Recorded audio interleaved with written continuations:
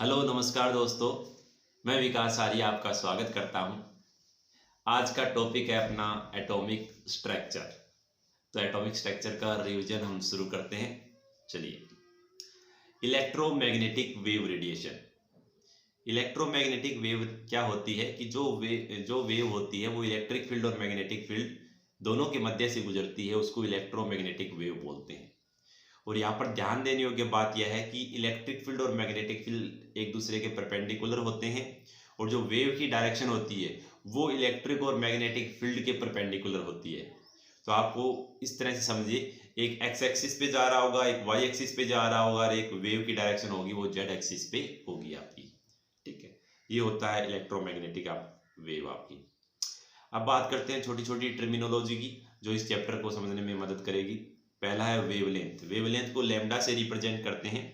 तो किसी भी वेव की वेवलेंथ क्या होती है कि दो कॉन्जुगेटिव क्रस्ट और ट्रफ के जो बीच की दूरी होती है उसको वेवलेंथ बोलते हैं। वेवलेंथ एक तरह से डिस्टेंस होती है और उसकी जो यूनिट होती है वो एंगस्ट्रॉम हो सकती है, मीटर हो सकती है, सेंटीमीटर हो सकती है, नैनोमीटर हो सकती है, पिकोमीटर हो सकती है। तो आपको ये पता होना चाहिए कि एक एंगस्ट्रॉम के अंदर 10 की पावर -10 मीटर और 10 की पावर -8 सेंटीमीटर होते हैं। इसी प्रकार एक नैनोमीटर के अंदर 10 की पावर -9 मीटर होते हैं। एक पिकोमीटर के अंदर 10 की पावर -12 मीटर आपके होते हैं। और मैं उसको और अच्छे से बता देता हूँ कि जैसे मान लो ये वेव को मैंने बनाया है, तो ये ऊपर वाला पार्ट हो गया, ये क्रस्ट हो गया और नीचे वाला ट्रफ हो गया। तो दो कॉन्जुगेटिव क्रस्ट या दो कॉन्जुगेटिव ट्रफ के जो बीच की दूरी होती है उसी को हम बोलते हैं लैम्डा। ठीक है, उसी को लैम्डा बोलते हैं। अब आगे बढ़ते हैं। फ्रीक्वेंसी। फ्रीक्वेंसी को न्यू से रिप्रेजेंट करते हैं, न्यू से। और फ्रीक्वेंसी क्या होती है कि फ्रीक्वेंसी होती है कि एक सेकंड के अंदर किसी एक पॉइंट से कितनी नंबर ऑफ वेव पास हो रही है उसी को हम फ्रीक्वेंसी आपकी बोलते हैं। और इसकी जो एक्सप्रेस की जाती है वो हर्ट्ज के अंदर की जाती है या साइकिल पर सेकंड या सेकंड इनवर्स के अंदर इसको रिप्रेजेंट करते हैं या इसकी यूनिट होती है। तो एक हर्ट्ज के अंदर 1 साइकिल पर सेकंड होता है। और फ्रीक्वेंसी और वेवलेंथ के अंदर ये रिलेशन होता है कि फ्रीक्वेंसी इंटू जो वेवलेंथ करेंगे तो वो वेलोसिटी के बराबर आएगा। वेलोसिटी के बराबर आएगा, v बराबर न्यू इंटू लैम्डा। ये फ्रीक्वेंसी इंटू वेवलेंथ का रिलेशन है। ठीक है, अब आगे बढ़ते हैं। Quantum theory of light. तो क्वांटम थ्योरी ऑफ लाइट, ये जो क्वांटम ऑफ लाइट होती है ये होती है कि the smallest quantity of energy that can be emitted और absorbed in the form of electromagnetic radiation is called quantum of light. मतलब एनर्जी का वो छोटा से छोटा पार्ट जिसको इलेक्ट्रोमैग्नेटिक रेडिएशन की फॉर्म में या तो इमिट किया जाता है या अब्जॉर्ब किया जाता है, उसी को बोलते हैं क्वांटम ऑफ लाइट। क्वांटम होता है एनर्जी का छोटा सा छोटा पार्ट या छोटा सा छोटा पैकेट जो एनर्जी की फॉर्म में हमारे पास पहुंचता है। ठीक है, यहाँ पर जो क्वांटम ऑफ लाइट है उसकी जो एनर्जी होती है, एनर्जी बराबर होती है hc बाई लैम्डा। मतलब जो एक क्वांटम ऑफ लाइट है उसमें कितनी एनर्जी होगी, एक क्वांटा में कितनी एनर्जी होगी, वो होगी hc बाई लैम्डा। इसको ऐसे भी लिख सकता हूँ, E बराबर h न्यू। न्यू यहाँ पर फ्रीक्वेंसी है, फ्रीक्वेंसी को ही हमने c बटा लैम्डा यहाँ पर लिखा है। न्यू बराबर क्या होता है, c बाई लैम्डा। ठीक है, तो एनर्जी एक क्वांटा की जो एनर्जी होती है वो होती है hc बाई लैम्डा।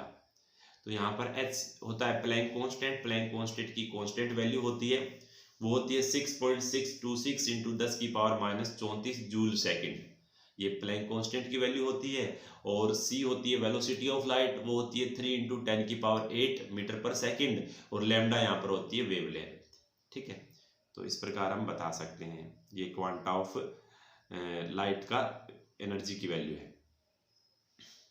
अब बात करते हैं 1 इलेक्ट्रॉन वोल्ट। 1 इलेक्ट्रॉन वोल्ट, तो 1 इलेक्ट्रॉन वोल्ट का मतलब है दोस्तों कि energy gain by an electron when it is accelerated from rest through a potential difference of 1 volt, that is 1 electron volt. यहाँ पर इलेक्ट्रॉन की वैल्यू रख दो 1.6 इंटू 10 की पावर -19, तो ये जूल में कन्वर्ट हो जाता है। तो इलेक्ट्रॉन वोल्ट को हम जूल में कन्वर्ट कर सकते हैं इलेक्ट्रॉन की चार्ज की वैल्यू है वो रखकर। अब यहाँ पर फोटो इलेक्ट्रिक इफेक्ट के बारे में बताया गया है। जैसे मान लो ये आपकी कोई मेटल है, ठीक है। यहाँ पर हमने इस पर लाइट डाली, तो लाइट डाली तो मान लो जो लाइट की एनर्जी थी वो एच न्यू थी आपकी, एच न्यू एनर्जी की लाइट डाली। अब मेटल पर इलेक्ट्रॉन लगे होते हैं और उन इलेक्ट्रॉनों को अगर एक्स्ट्रा एनर्जी मिलेगी तो वो वाइब्रेट होकर मेटल से बाहर चले जाएंगे। तो उनको मेटल से बाहर जाने के लिए भी कुछ मिनिमम एनर्जी की रिक्वायरमेंट होती है, उसको बोलते हैं थ्रेशोल्ड एनर्जी। मतलब मेटल सरफेस से इलेक्ट्रॉन को बाहर निकलने के लिए जो मिनिमम एनर्जी की रिक्वायरमेंट होती है उसको बोलते हैं थ्रेशोल्ड एनर्जी, ठीक है। और उस फ्रीक्वेंसी को बोलते हैं थ्रेशोल्ड फ्रीक्वेंसी, ठीक है। और उस वेवलेंथ को बोलते हैं थ्रेशोल्ड वेवलेंथ, ठीक है। तो ये मान लो यहाँ से इलेक्ट्रॉन बाहर निकल गया, ठीक है, तो कुछ वेलोसिटी के साथ निकलेगा। अगर उसके पास वेलोसिटी है तो हम कहेंगे उसके पास कुछ काइनेटिक एनर्जी है, और काइनेटिक एनर्जी होती है half m v square, half m v square, ठीक है। तो जो टोटल एनर्जी थी एच न्यू, टोटल एनर्जी थी एच न्यू, उसमें से कुछ एनर्जी खर्च हो गई उसको मेटल सरफेस से बाहर निकलने के लिए, उसको थ्रेशोल्ड एनर्जी बोलेंगे, वो होगी एच न्यू नोट। और कुछ जो बची खुची एनर्जी थी वो उसकी काइनेटिक एनर्जी में कन्वर्ट हो गई, that is half m v square. तो ये फोटो इलेक्ट्रिक इफेक्ट होता है, ठीक है। इसमें आपको एक न्यू दे देगा, न्यू नोट दे देगा, वेलोसिटी पूछ लेगा, ठीक है। ऐसे क्वेश्चन आपसे पूछे जाते हैं, इनमें से कोई एक डाटा दे देता है, बाकी डाटा आपसे पूछ लेगा। अब बात करते हैं रेडियस ऑफ बोहर ऑर्बिट। तो बोहर ने जो अपना मॉडल दिया था उसके अंदर उन्होंने कुछ कुछ कैलकुलेशन बताई थी कि रेडियस कैसे निकालेंगे, वेलोसिटी कैसे निकालेंगे, एनर्जी कैसे निकालेंगे, तो उनकी हम पता करते हैं, उसके डायरेक्ट क्वेश्चन हमारे एग्जाम में आते हैं। तो रेडियस होती है n square h square upon 4 pi square m k Z e square, ये एग्जैक्ट वैल्यू होती है रेडियस की। अब इसमें से बहुत सारी चीजें कांस्टेंट है, एच प्लांक कांस्टेंट, इसकी वैल्यू हम रख सकते हैं, 4 की वैल्यू रख सकते हैं, पाई की वैल्यू रख सकते हैं, एम होता है मास ऑफ इलेक्ट्रॉन, वो भी हम पुट कर सकते हैं, के भी कांस्टेंट होता है, और इलेक्ट्रॉन की भी, चार्ज की भी वैल्यू यहाँ पर रख सकते हैं। तो ये सारे जितने भी कांस्टेंट है सब की वैल्यू हम अगर इसके अंदर पुट करेंगे तो हमारी जो रेडियस होगी वो निकल कर ये आएगी 0.529 n square upon Z. N यहाँ पर होते हैं नंबर ऑफ जो के सेल, एल सेल, एन बराबर 1, एन बराबर 2, एन बराबर 3, कौन से सेल के अंदर है वो बताता है। जेड यहाँ पर एटॉमिक नंबर होता है, ठीक है, कौन से एटम से, कौन से एटॉमिक नंबर होता है, तो कौन से एलिमेंट से हम की रेडियस हम पता कर रहे हैं वो जेड यहाँ पर रखना पड़ेगा, ठीक है। तो ये फॉर्मूला बन गया आपका रेडियस का, उसको याद रख लीजिए, इससे रिलेटेड क्वेश्चन आते रहते हैं। यूनिट है इसकी एंगस्ट्रॉम में, तो 0.529 n square by Z angstrom. अब बात करते हैं velocity of electron Bohr orbit में। तो देखो वेलोसिटी का ये रहता है formula 2 pi Z e square k upon n Z. तो यहाँ पर जो कांस्टेंट है उनकी वैल्यू रख देंगे तो वेलोसिटी आ जाएगी हमारी कि 2.18 इंटू 10 की power 6 Z upon n metre per second, Z upon n metre per second. तो यहाँ से मैं कह सकता हूँ कि जो वेलोसिटी है वो डायरेक्टली प्रोपोर्शनल होती है आपकी जेड के, और वेलोसिटी इनवर्सली प्रोपोर्शनल होती है 1 अपॉन एन के, नंबर ऑफ सेल के इनवर्सली प्रोपोर्शनल होती है और एटॉमिक नंबर के डायरेक्टली प्रोपोर्शनल होती है।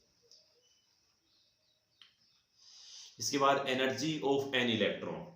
तो यहाँ पर जो टोटल एनर्जी है उसका फॉर्मूला होता है कि माइनस के जेड ई स्क्वायर बटे 2r। अब यहाँ पर कुछ कांस्टेंट है उनकी हम वैल्यू रख सकते हैं, तो रखने के बाद जो टोटल एनर्जी होगी आपकी उसका फॉर्मूला बन जाएगा आपका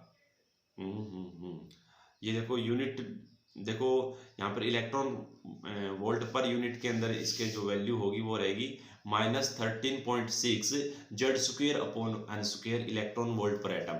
मैंने ये फॉर्मूला आपको याद रखना है, यही इसी से सारे न्यूमेरिकल आपके सोल्व होंगे कि -13.6 Z square upon n square electron volt per atom. तो जैसे जैसे नंबर ऑफ सेल बढ़ेंगे तो देखो यहाँ पर टोटल एनर्जी, यहाँ पर ध्यान देने वाली बात है कि नंबर ऑफ सेल एन की वैल्यू बढ़ेगी तो टोटल एनर्जी बढ़ेगी। आपको इन्वर्सली लग रहा होगा लेकिन यहाँ पर नेगेटिव साइन है, नेगेटिव साइन होने के कारण जो एन की वैल्यू बढ़ाओगे तो जो टोटल एनर्जी ये वैल्यू टोटल कम होगी लेकिन नेगेटिव में कम होगी।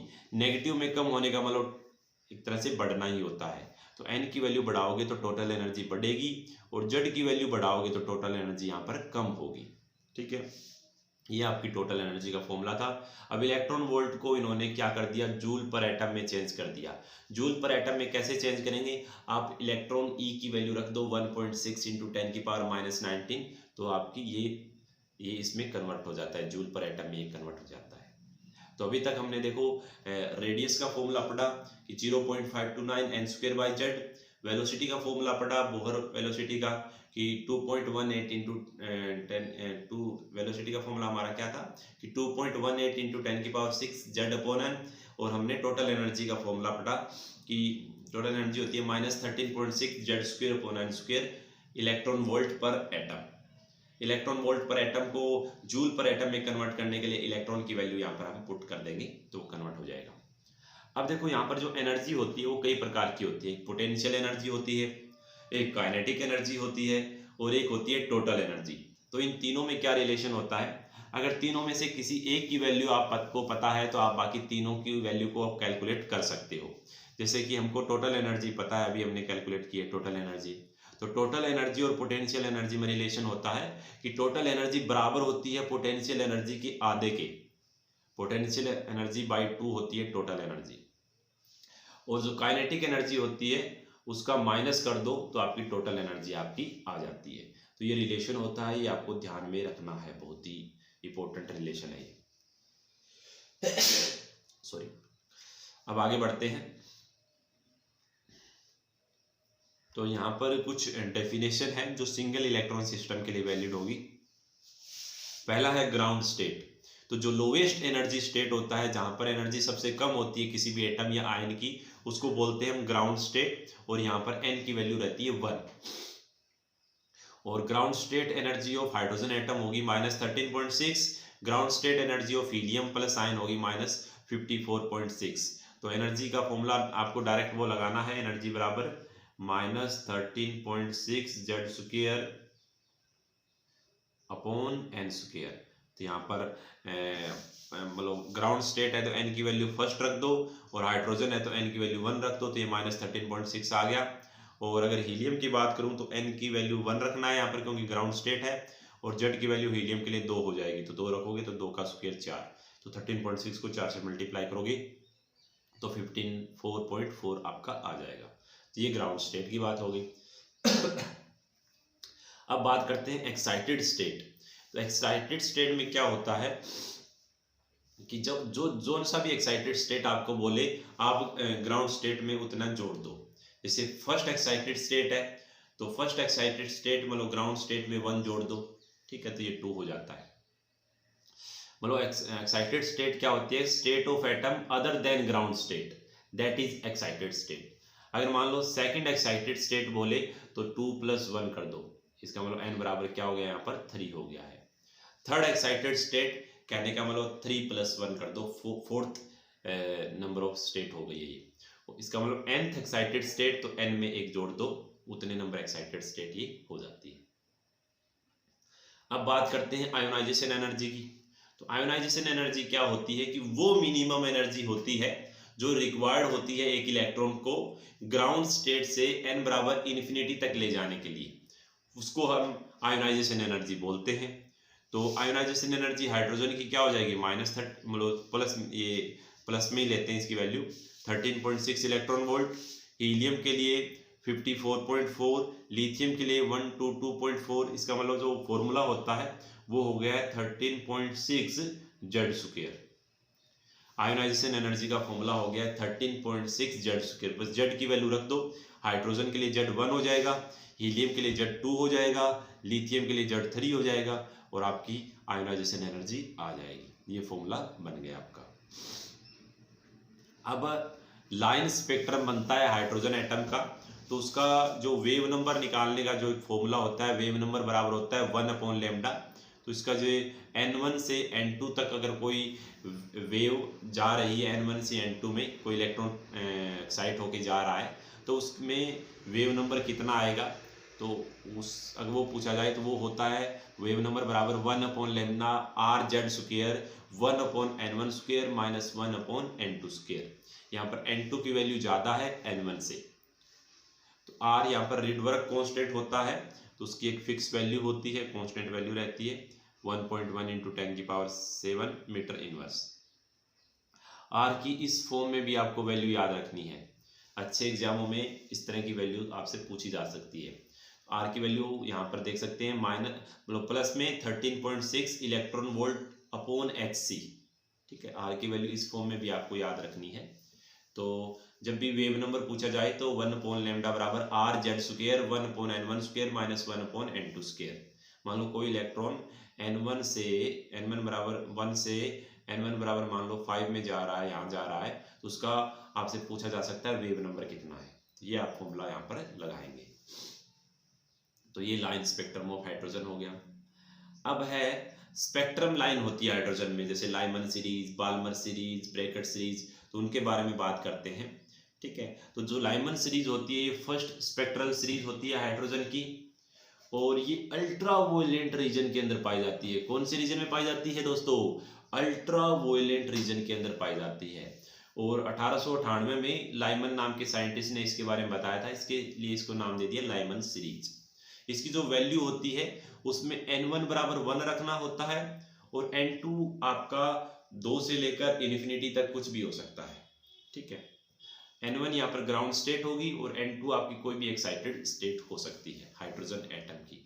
तो यहाँ पर भी वो फॉर्मूला लग सकता है ऊपर वाला वेव नंबर वाला। यहाँ पर N1 की जगह 1 रखना है आपको, N2 की जगह जो भी इस क्वेश्चन में दी हो वो रखना है, Z की जगह 1 रख देना है, क्योंकि हाइड्रोजन एटम के लिए ज्ञात कर रहे हैं। तो ये लाइमन सीरीज है। इसमें इंपॉर्टेंट यही है कि इसमें अल्ट्रा वायलेट रीजन होता है और N1 बराबर 1 होता है।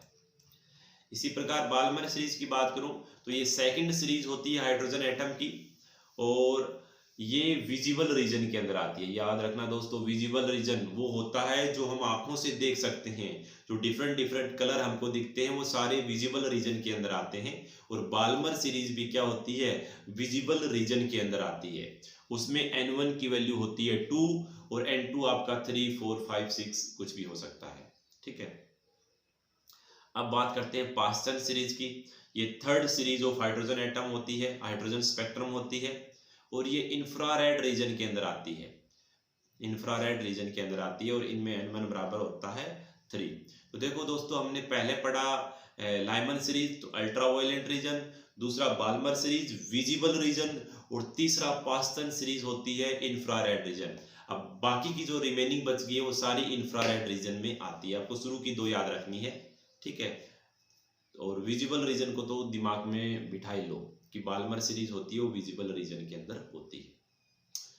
इसी प्रकार ब्रैकेट सीरीज फोर्थ सीरीज होती है, इंफ्रारेड रीजन में आती है, N1 बराबर 4 होता है, N2 5 से लेकर कुछ भी हो सकता है। फंड सीरीज फिफ्थ सीरीज होती है हाइड्रोजन स्पेक्ट्रम की, ये भी इंफ्रारेड रीजन में आती है, N1 बराबर यहाँ पर 5 होता है। ठीक है,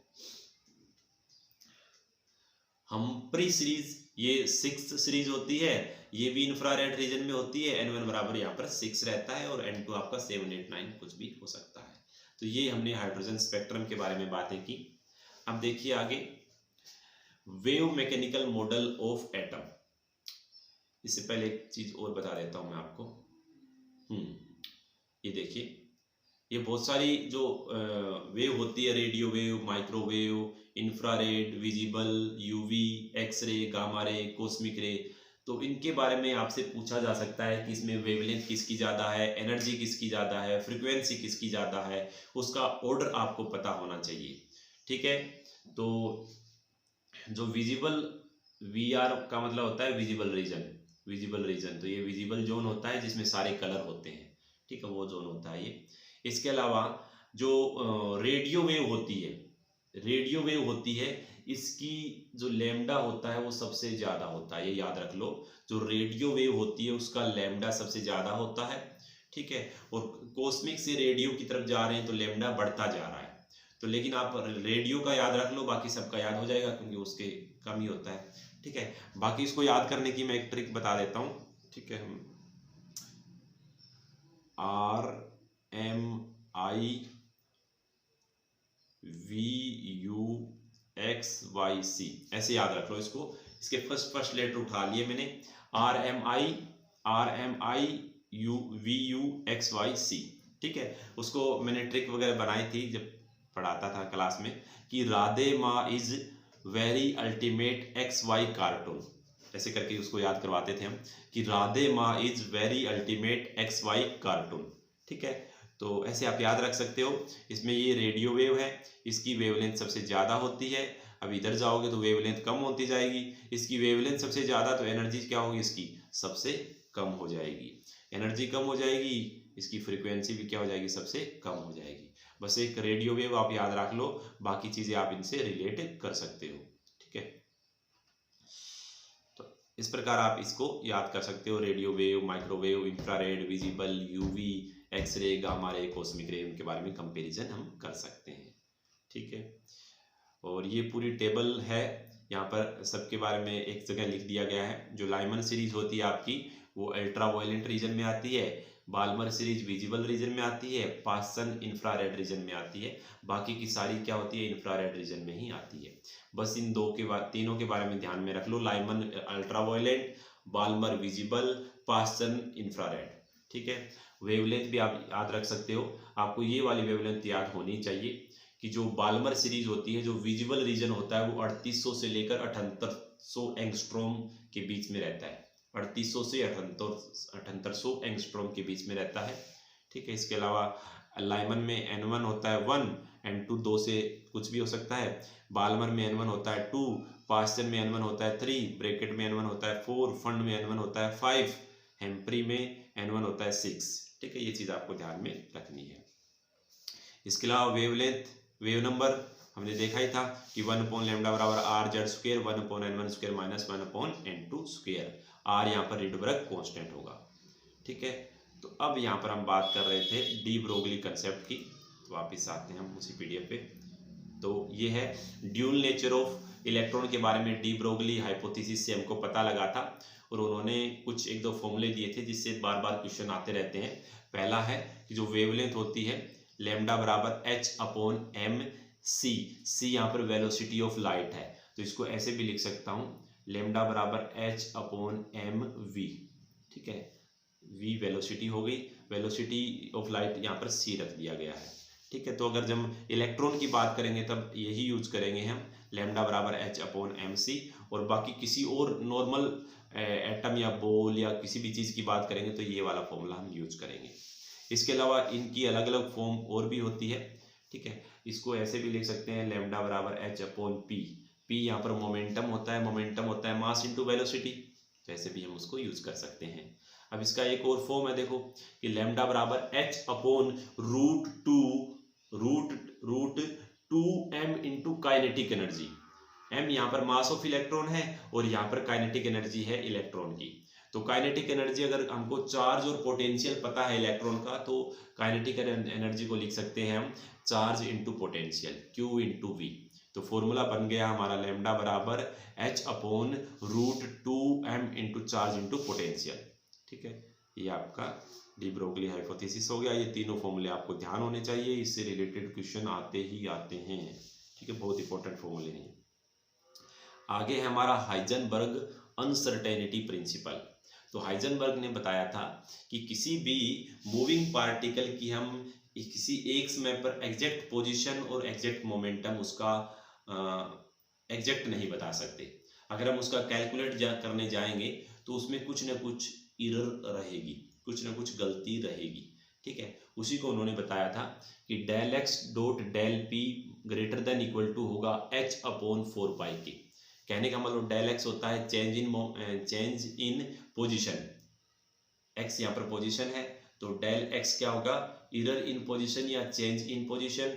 डेल पी होगा चेंज इन मोमेंटम। तो चेंज इन पोजीशन और चेंज इन मोमेंटम को अगर मैं पता करूंगा तो उसमें कम से कम इतनी एरर तो आएगी ही आएगी, किसी एक पॉइंट पर h/4π से ज़्यादा एरर वो रहेगी। ठीक है, तो मोमेंटम को m इंटू डेल वी भी यहाँ पर लिख सकते हैं। m यहाँ पर मास है और v यहाँ पर वेलोसिटी है। ठीक है, तो del x is the error in the measurement of position and the del p is the error in the measurement of momentum. तो पोजीशन और मोमेंटम में किसी एक समय पर हम एरर पता करेंगे तो वो h/4π से वो एरर ज़्यादा ही होगी। यही हमारा हाइजेनबर्ग अनसर्टेनिटी प्रिंसिपल है दोस्तों। आगे है हमारी श्रोडिंगर वेव इक्वेशन। बस आपको पता होना चाहिए क्या होती है श्रोडिंगर वेव इक्वेशन, उसके अंदर क्या क्या टर्मिनोलॉजी होती है इसके बारे में। तो डेल स्क्वायर साई बटे del x square plus del square psi बटे del y square, del square psi बटे del z square, del square psi बटे del z square plus 8 pi square m upon h square E minus V psi बराबर 0। ये होती है हमारी Schrodinger wave equation. यहाँ पर एक्स वाई जेड होते हैं, एक्स कोऑर्डिनेट, वाई कोऑर्डिनेट और जेड कोऑर्डिनेट होते हैं। एम यहाँ पर मास ऑफ इलेक्ट्रॉन होता है, एच यहाँ पर प्लांक कांस्टेंट होता है, ई यहाँ पर टोटल एनर्जी होती है, वी यहाँ पर पोटेंशियल एनर्जी होती है, साई होता है वो वेव फंक्शन होता है। साई क्या बताता है? वेव फंक्शन को बताता है। लेकिन अगर मैं इसका स्क्वायर कर दूं, साई स्क्वायर, ये प्रोबेबिलिटी को बताने लगता है। प्रोबेबिलिटी किसी भी चीज़ के पाए जाने की प्रोबेबिलिटी, इलेक्ट्रॉनों के मिलने की प्रोबेबिलिटी को बताने लग जाता है। ठीक है, वहाँ पर अगर साई स्क्वायर की वैल्यू 0 है, इसका मतलब उस पोजीशन पे इलेक्ट्रॉन नहीं मिलेंगे, इलेक्ट्रॉनों के मिलने की प्रोबेबिलिटी वहाँ पर 0 है। ठीक है, ये मीनिंग हो जाता है स्क्वायर करने के बाद उसका। साई एक तरह के वेव फंक्शन है, एक तरह का एक्स वाई जेड का एक फंक्शन है साई, जो हमको बता रहा है कि इलेक्ट्रॉन एटम के अंदर कहाँ पर मिल सकता है। अब आगे हम बात करते हैं आपके क्वांटम नंबर्स की। तो क्वांटम नंबर 4 तरह के होते हैं, एन, एल, एम और एस। क्वांटम नंबर काम क्या आते हैं? क्वांटम नंबर हमको इलेक्ट्रॉन का एड्रेस बताने का काम करते हैं कि एटम के अंदर जो इलेक्ट्रॉन है वो कहाँ रखा हुआ है, ये आपके क्वांटम नंबर हमको बताते हैं। ठीक है, तो जैसे यहाँ पर मैं थोड़ा आइडिया दे देता हूँ आपको क्वांटम नंबर के बारे में। एक यहाँ पर होगा एन, फिर होगा एल, फिर होगा एम, फिर होगा एस। ठीक है, एन होगा वो सेल के बारे में बताएगा, एल होगा वो सब सेल के बारे में बताएगा, एम होगा वो ऑर्बिटल के बारे में बताएगा, और एस होगा जो ऑर्बिटल के अंदर इलेक्ट्रॉन होंगे उनकी स्पिन के बारे में यहाँ पर बताएगा। तो 1 बाय 1 एक एक को पढ़ना स्टार्ट करते हैं हम। ठीक है,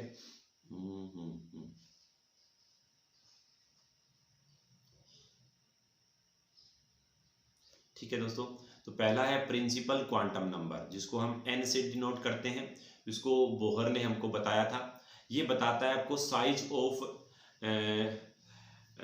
of electron wave and total energy of electron, क्योंकि जो टोटल एनर्जी का फॉर्मूला था -13.6 Z square by n square, उसमें एन आ रहा था, तो हमको एनर्जी के बारे में बता रहा है।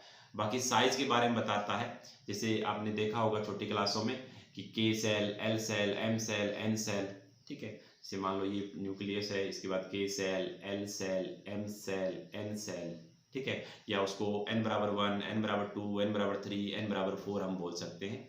तो जितनी n की वैल्यू होगी उतना ही उसका साइज बढ़ता जाएगा यहाँ पर एटम का साइज। ठीक है, तो n बराबर 1 होता है, उसमें एक सेल होता है, एक सब सेल होता है। n बराबर 2 में 2 सब सेल होते हैं, n बराबर 3 में 3 होते हैं, n बराबर 4 में 4 सब सेल होते हैं, s, p, d और f। ठीक है, अब बात करते हैं कि number of orbital present in nth shell, तो वो होते हैं n square. Number of orbital present in nth shell, तो ये जो ऑर्बिटल का अगर पता करना हो तो n का स्क्वायर कर दो। जैसे n बराबर 3 में हमको ऑर्बिटल पता करने हैं कि नंबर ऑफ ऑर्बिटल कितने होंगे, तो n का 3 का स्क्वायर कर देंगे, 3 का स्क्वायर हो गया 9, तो 9 ऑर्बिटल हो जाएंगे n बराबर 3 के अंदर। इसी प्रकार maximum number of electron which can be present in a principal energy shell equal to 2 square. हम पता कर सकते हैं कि उसके अंदर मैक्सिमम कितने इलेक्ट्रॉन आ सकते हैं। जैसे n बराबर 2 के अंदर मेरे को पता करना है कि कितने इलेक्ट्रॉन आ सकते हैं। ये जैसे n बराबर 2 है मेरा, इसके अंदर कितने इलेक्ट्रॉन आ सकते हैं, तो यहाँ पर मैं कर सकता हूँ 2n स्क्वायर, तो n का स्क्वायर 2 का स्क्वायर 4, 4 दूनी 8, तो इसके अंदर 8 इलेक्ट्रॉन आ सकते हैं n बराबर 2 के अंदर। ऐसे हम पता कर सकते हैं। इसी प्रकार एंगुलर मोमेंटम किसी ऑर्बिट का हमको बताना हो तो वो होता है NH/2π। NH/2π, n की वैल्यू रख दो, जिस भी आपको ऑर्बिट का देखना हो तो उसका एंगुलर मोमेंटम हो जाएगा NH/2π। आगे बढ़ते हैं एजीम्यूचुअल क्वांटम नंबर। इसको सोमरफील्ड नाम के साइंटिस्ट ने बताया था, उसको हम स्मॉल l से रिप्रेजेंट करते हैं। इसकी जो वैल्यू होती है ये हमको सब सेल के बारे में बताता है कि नंबर ऑफ सब सेल कितनी होगी किसी पर्टिकुलर सेल के अंदर। इसकी जो वैल्यू होती है वो 0 से लेकर n-1 तक रहती है। ठीक है, 0 से लेकर n-1 तक रहती है। और अगर एल की वैल्यू मान लो 0 है, 1 है, 2 है, 3 है, 4 है, उसके लिए सब सेल कौन सी होगी वो आपको पता होना चाहिए। एल बराबर 0 के लिए एस सब सेल होती है, एल बराबर 1 के लिए पी, एल बराबर 2 के लिए डी और एल बराबर 3 के लिए एफ सब सेल होती है। अब बात करते हैं नंबर ऑफ ऑर्बिटल इन ए सब सेल।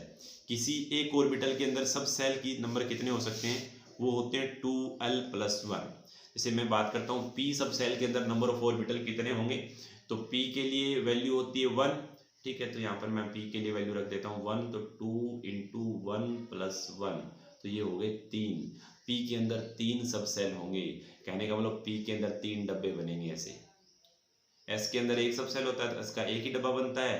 डी में आप निकालोगे तो 5 सब सेल मिलेंगे, एफ के अंदर 7 सब सेल मिलेंगे, तो 7 डब्बे बनते हैं, 7 ऑर्बिटल उसके होते हैं।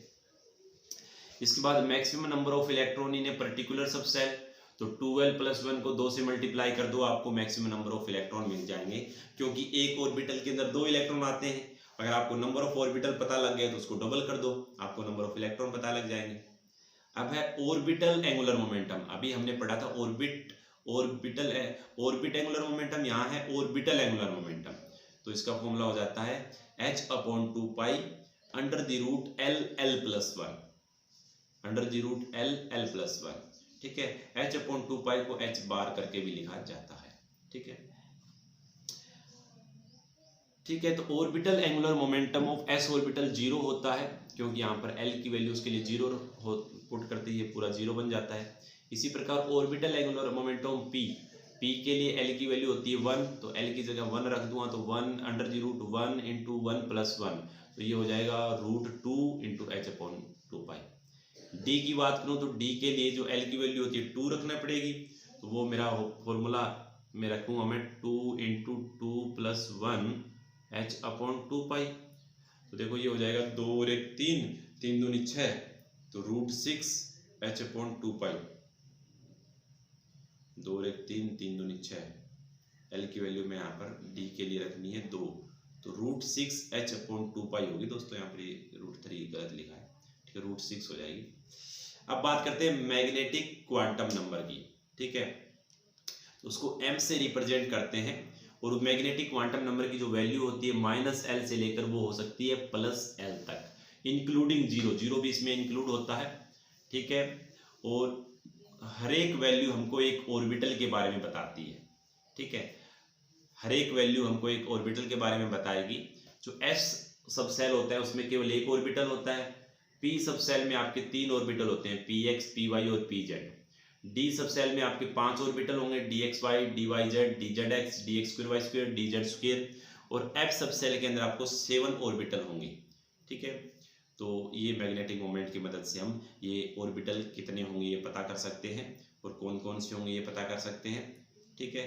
मैं थोड़ा ये जो SPDF है इनकी डायग्राम वगैरह बता देता हूँ कैसा होता है, सॉरी dxy, dyz उनका कैसा होता है, एक मिनट।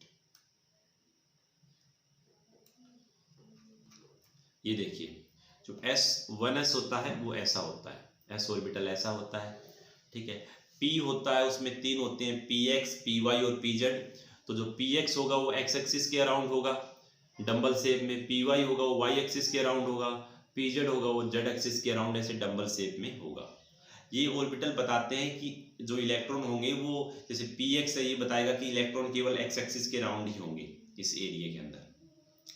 इसी प्रकार जो d होता है, d में देखो 5 होते हैं, ये हो गया dxy, ये x एक्सिस और y एक्सिस के 45 एंगल पे है, ये x एक्सिस है, ये y एक्सिस है, ये 45 एंगल पे जो डंबल होते हैं वो dxy को बताते हैं। इसी प्रकार ये dxz, ये dyz, ये dx² y² क्या होते हैं, ये x एक्सिस और y एक्सिस पे ही होते हैं, ठीक है। और dz² क्या होता है, ये z एक्सिस है और उस पर होता है, उस पे ऐसे एक सेल लगी होती है ऐसे, और बाकी ये dz², z एक्सिस पे होता है इसलिए इसको बोलते हैं dz²। दोस्तों ये dxy, dyz, dzx, dx² y² और dz² थी, उनकी ज्योमेट्री वगैरह थी, ठीक है। ये सारे पॉइंट हम पढ़ते चल ही रहे हैं कि नंबर ऑफ इलेक्ट्रॉन क्या होंगे किसी सब सेल में, 2l+1। आप एक जगह लिख दिए मैंने, आप यहाँ उतार सकते हैं, आप इनको समरी आप लिखना चाहें तो जितने भी इंपॉर्टेंट पॉइंट हमने ऊपर पढ़े थे उनको। ठीक है, तो अब वापिस चलते हैं हम, हमारा एक पॉइंट छूट गया था स्पिन का। अब है स्पिन क्वांटम नंबर। तो स्पिन क्वांटम नंबर क्या होता है, ये बताता है कि कोई भी इलेक्ट्रॉन क्लॉकवाइज रोटेट कर रहा है कि एंटी क्लॉकवाइज रोटेट कर रहा है। इसकी वैल्यू होती है +½ और -½ ये क्लॉकवाइज स्पिनिंग और एंटी क्लॉकवाइज स्पिनिंग को बताता है। और इसमें स्पिन मोमेंटम की, स्पिन मैग्नेटिक मोमेंट की बात करूं तो यहाँ पर ये फॉर्मूला निकल के आता है आपका। इसके अलावा जो म्यू होता है, डाइपोल मोमेंट होता है, वो होता है √n+2 बोहर मैग्नेट। n यहाँ पर नंबर ऑफ अनपेड इलेक्ट्रॉन है। ठीक है, आप इलेक्ट्रॉनिक कन्फिगरेशन देखें, आउटर ऑर्बिटल में कितने अनपेड इलेक्ट्रॉन है उसको संख्या गिने और n की जगह पुट कर दें, तो आपका पता लग जाएगा मैग्नेटिक मोमेंट क्या होगा। अगर किसी कंपाउंड में अनपेड इलेक्ट्रॉन है तो उसको पैरामैग्नेटिक बोलते हैं, और अनपेड इलेक्ट्रॉन नहीं है तो उसको डायमैग्नेटिक बोलते हैं। ठीक है, और जो स्पिन एंगुलर मोमेंटम का ये फॉर्मूला होता है h/2π√s(s+1). s की वैल्यू यहाँ पर पुट कर सकते हैं, या तो +½ होगी या -½ होगी। इसी प्रकार मैक्सिमम स्पिन होती है किसी भी एटम की, वो होती है 1/2 into number of unpaired electron. तो अगर एक इलेक्ट्रॉन की बात करूं तो ये हो जाती है 1/2 मैक्सिमम स्पिन। ठीक है, ये स्पिन था मेरा, और इसके अलावा एक आध पॉइंट और बच गया है, वो मैं ले लेता हूँ। मैग्नेटिक मोमेंट हमने पढ़ ही लिया कि √n+2 बोहर मैग्नेट होता है। n यहाँ पर टोटल नंबर ऑफ इलेक्ट्रॉन होते हैं। फोटो इलेक्ट्रिक इफेक्ट ये होता है hν = hν0 + ½ mv²। hν0 होता है, ये वर्क फंक्शन कहलाता है। ठीक है, और देखिए अब इलेक्ट्रॉन को फिल करने के कुछ प्रिंसिपल होते हैं। एक होता है हाबाउ प्रिंसिपल। हाबाउ प्रिंसिपल क्या कहता है कि जो इलेक्ट्रॉन भरने हैं हमको एनर्जी की ऑर्डर में भरना है। जिसकी एनर्जी कम है उसको पहले इलेक्ट्रॉन देना है, जिसकी एनर्जी ज़्यादा है उसको बाद में इलेक्ट्रॉन देना है। तो 1s की एनर्जी कम है तो पहले इलेक्ट्रॉन 1s में भरे जाएंगे। s के अंदर 2 इलेक्ट्रॉन भरने के बाद फिर 2s में जाएंगे, फिर 2p में जाएंगे, फिर 3s में जाएंगे, फिर 3p में जाएंगे। तो ऐसे एनर्जी के बढ़ते ऑर्डर में इलेक्ट्रॉन हम भरेंगे। इसके बाद poly exclusion principle. Poly exclusion principle बोलता है कि कोई भी 2 electron, no 2 electron in an atom can have all the 4 quantum number n, l, m and s identical। कहने का मतलब किन्हीं भी 2 इलेक्ट्रॉन का, किसी भी एटम के अंदर किन्हीं भी 2 इलेक्ट्रॉन के चारों क्वांटम नंबर सेम नहीं हो सकते, कोई न कोई तो डिफरेंट हो ही जाएगा। ये पॉली एक्सक्लूजन प्रिंसिपल हमको बताता है। क्योंकि देखो जो किसी भी डब्बे में हम 2 भरेंगे इलेक्ट्रॉन तो स्पिन तो अलग हो ही गई, स्पिन तो कभी सेम हो ही नहीं सकती। ठीक है, तो ये हम बात कर सकते हैं। इसके बाद हुंड रूल्स। हुंड रूल क्या कहता है कि हुंड रूल कहता है कि electron pairing will not take place in orbital of same energy until all the available orbital of given subshell contain 1 electron each with parallel spin. कहने का मतलब कि मान लो ये आपका ऑर्बिटल है p का है, अब इसके अंदर आपको 4 इलेक्ट्रॉन भरने हैं। तो 4 इलेक्ट्रॉन मैं 2 तरीके से भर सकता हूँ इसके अंदर। देखो, एक तो भर सकता हूँ कि सबको एक एक दूं और फिर पेयरिंग स्टार्ट करूँ। एक तरीका है कि पेयरिंग पहले से ही स्टार्ट कर दूं। तो ये वाला तरीका सही होगा और ये वाला तरीका गलत होगा। यही हुंड रूल हमको बताता है कि पहले सबको बराबर बराबर इलेक्ट्रॉन दो जिनकी एनर्जी बराबर है, उसके बाद पेयरिंग स्टार्ट करो। यही हुंड रूल हमको बताता है। ठीक है, तो ये हुंड रूल हो गया।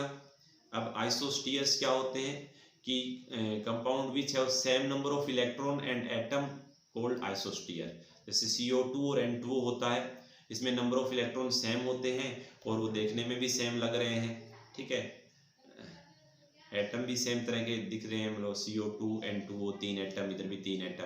तो इस ऐसे कंपाउंड्स को बोलते हैं आइसोस्टीयर्स। तो दोस्तों हमने पढ़ा इन सब के बारे में। ठीक है, और इसके साथ एटॉमिक स्ट्रक्चर का हमारा ये रिवीजन खत्म होता है। आप एक नोड बच गया, नोड इंपॉर्टेंट है।